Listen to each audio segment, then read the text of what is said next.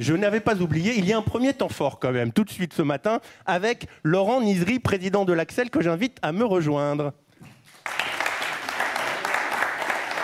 Oui, alors les micros sont là.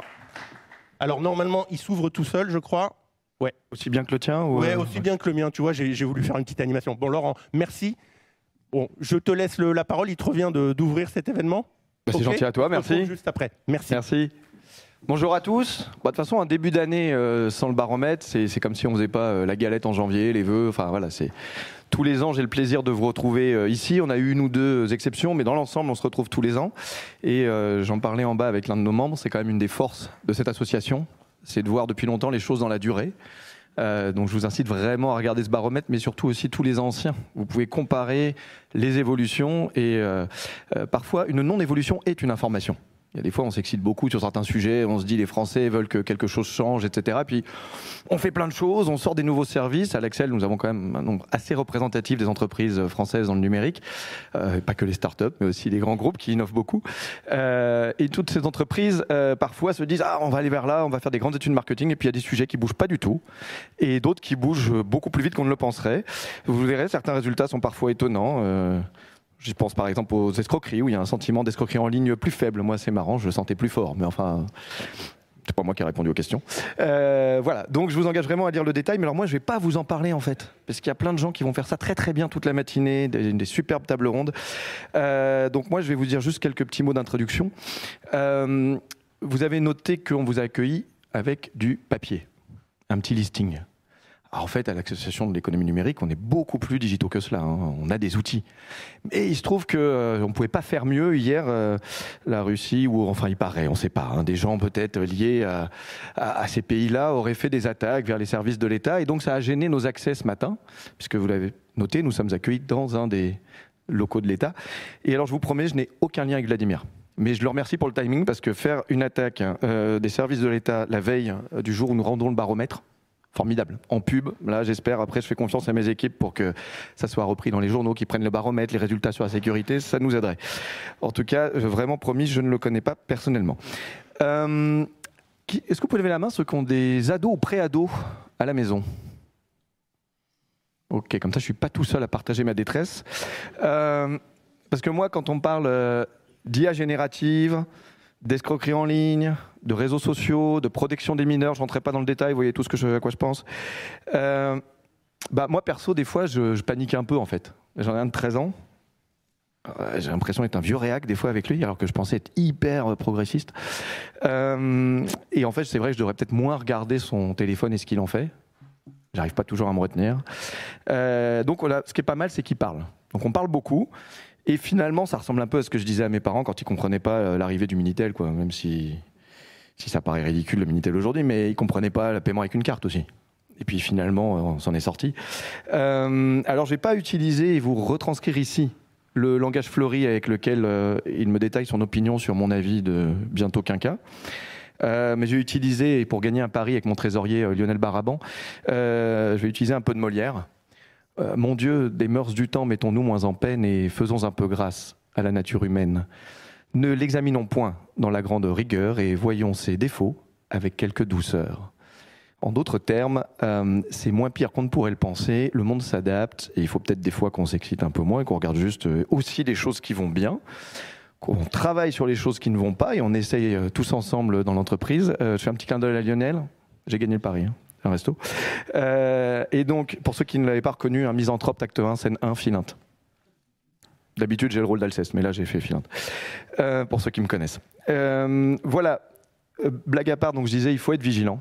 On en parlait l'an dernier avec Monsieur Barrault, en particulier sur la protection des mineurs en ligne. On a le droit et on doit encore s'interpeller de tout ce qu'ils peuvent voir en ligne. Je continue de trouver ça inadmissible en 2023 et je sais que le gouvernement fait beaucoup, mais il n'y a pas que le gouvernement qui doit faire. Beaucoup d'entreprises dans cette salle ont des pouvoirs dans ce qu'ils font, dans leurs actions de tous les jours. Et nous avons en tant que parents des pouvoirs et il ne faut pas les oublier aussi, c'est notre rôle. Mais il n'y a pas que ça, il y a aussi comment éduquer nos enfants. Et là, je sais qu'on n'a pas le ministre de l'Éducation, mais il faudrait qu'on en parle. Comment faire pour que nos enfants apprennent à distinguer le vrai du faux? On le verra dans le baromètre, vous le verrez, c'est une vraie question, une vraie demande. Les gens, ils veulent toujours un tampon retoucher avec Photoshop, transformer avec l'IA générative. Mais bon, ça c'est un doux rêve. Hein. On ne saura pas ce qui est vrai et faux. C'est à nous d'apprendre un esprit critique. Donc quand on était petit, on nous disait lisez Libé et le Figaro. Bon, c'était un peu facile, c'était binaire. Si vous voulez avoir une diversité, aujourd'hui c'est plus compliqué, mais il faut nous apprendre et pas se laisser dépasser. Hein. Même s'il y a beaucoup de cheveux blancs, on est très très jeunes, je vous assure.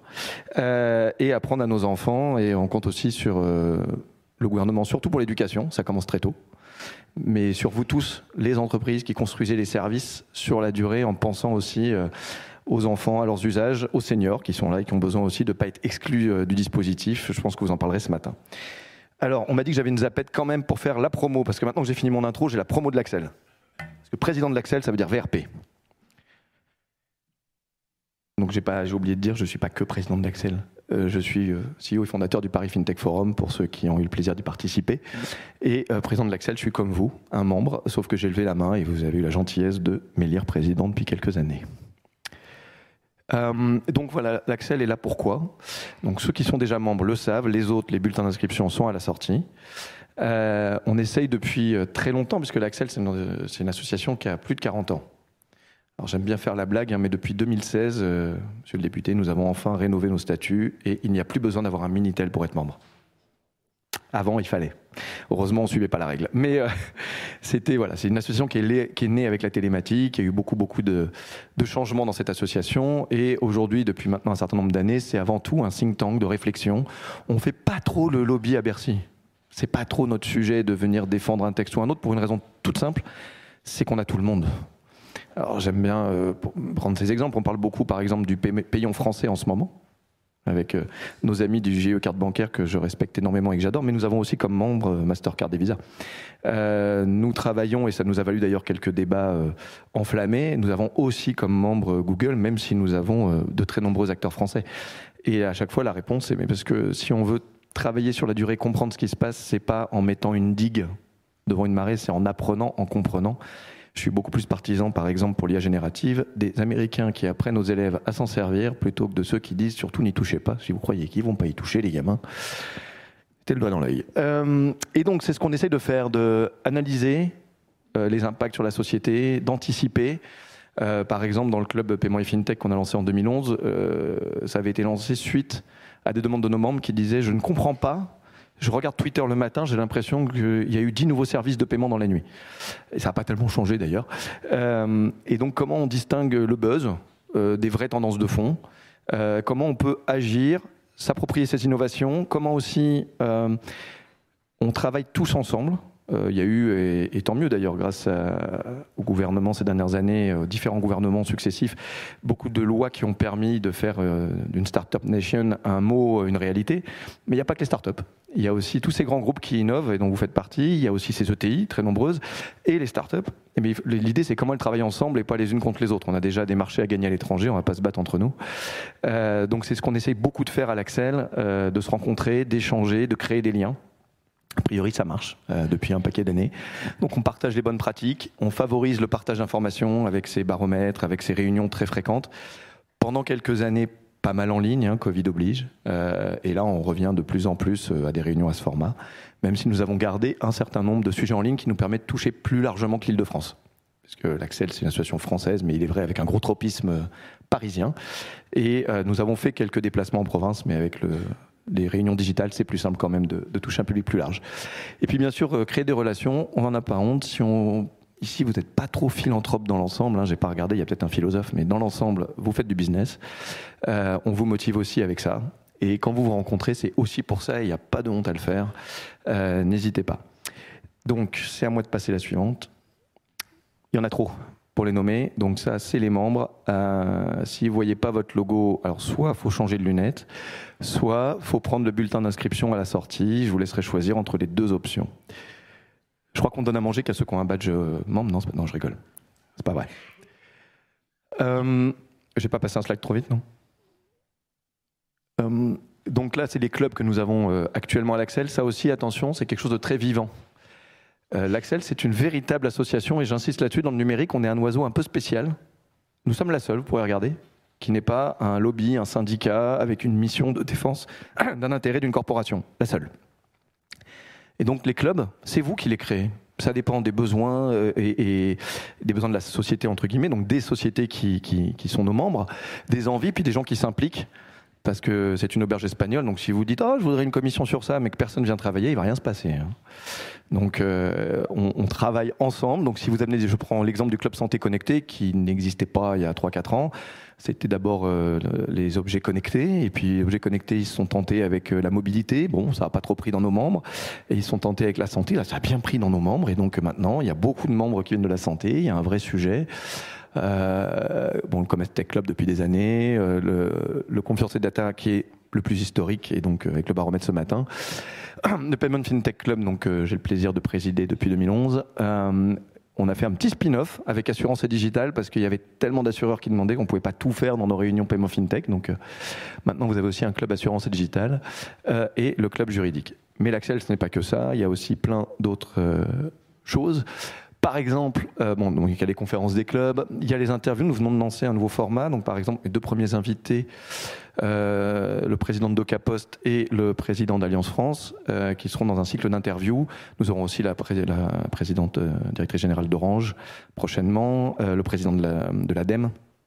Donc nous faisons un cycle d'interviews 2 par mois qui seront bientôt sur nos réseaux sociaux pour échanger sur la transformation numérique de la société avec des grands acteurs impliqués de notre écosystème. Nous lançons aussi des talks inspirants, alors là cette fois que en présentiel, donc l'opposé de ce que je viens d'évoquer, avec plutôt des gens qui ne sont pas dans notre secteur, philosophes, grands noms religieux, spirituels, pour discuter aussi de l'impact des changements de la société, mais là que en présentiel et en échange en petit comité, vous verrez passer les invitations. Les baromètres, donc là vous êtes à l'un d'entre eux, il y a aussi le baromètre croissance et digital. Le forum Santé Connectée, donc ça en général je crois que c'est en octobre si je ne me trompe pas. Et alors surtout le 27 mars pour les membres, alors là pour le coup c'est que pour les membres. Mais vous pouvez encore adhérer. Une grande soirée à l'hôtel Intercontinental, ouvert à tous nos membres. Alors venez pas tous, hein. Si vous avez vu les logos, ça représente 2 millions de salariés. Et quand on est membre à l'Axel, tous les collaborateurs peuvent participer à nos travaux. On serait embêtés s'ils venaient tous à l'Interco le 27 mars. Mais il y a de la place quand même. Donc n'hésitez pas à vous inscrire, on sera très heureux de vous y rencontrer et d'échanger. Beaucoup de moments de networking, et ils ne sont pas tous écrits ici, pour échanger. Et d'ailleurs, le cocktail après cette matinée en fait partie. Alors c'est aussi mon rôle quand même de remercier très chaleureusement les sponsors, parce qu'une association ça a 2 sources de revenus, les memberships qui sont très peu élevés et qui nous permettent de couvrir les charges de fonctionnement, et les sponsoring qui nous permettent de faire ce type d'événement. Et donc je remercie ce matin la Caisse des dépôts et consignations, DocaPost, le groupe BPCE, Orange et le groupement des cartes bancaires. Sans eux, ce baromètre n'aurait pas lieu. Ils sont très impliqués, pas uniquement pour donner un chèque, parce que comme je vous l'ai dit, l'Axel ne pourrait pas, il y a 3 permanents. Hein.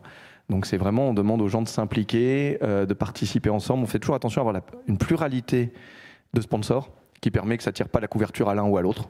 Et comme ça, chacun essaye vraiment d'amener du contenu et pas juste de la publicité pour eux. Donc c'est moi qui fais leur publicité. Ce sont des gens formidables. Et comme ça, ce matin, ils pourront parler du vrai sujet. Moi, j'ai déjà dit qu'ils étaient formidables. Voilà. Je vous remercie beaucoup et je vous souhaite une excellente matinée. Je crois que juste après moi, oui, tu m'avais demandé d'introduire, donc je vais le faire. Il est vrai que d'habitude, historiquement, depuis je crois 2015 ou 16, j'ai toujours ici une interview avec le ministre, la ministre, le délégué, ça change tout le temps de nom, le secrétaire d'État, mais enfin en fonction des... Voilà. Et là, pas de chance, ça a mis un petit peu de temps à être décidé.